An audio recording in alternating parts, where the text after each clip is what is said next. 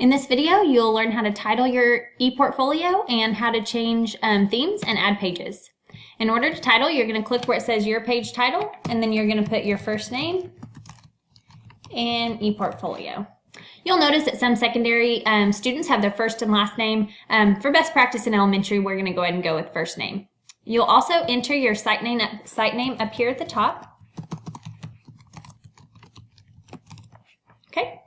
And then when it comes time to add pages, you will see three different options over here: Insert, Pages, and Themes. You're going to click on Pages, and then you'll choose the page with the plus on it here at the bottom.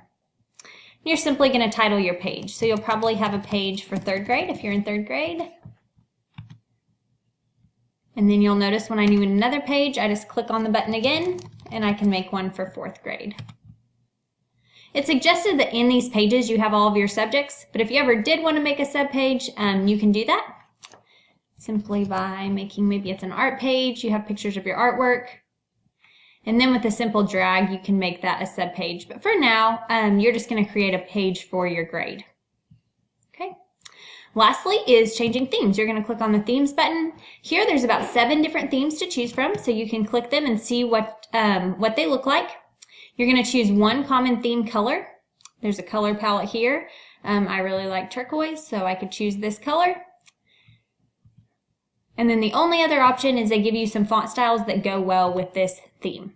So you can always change a theme, it's just under Themes.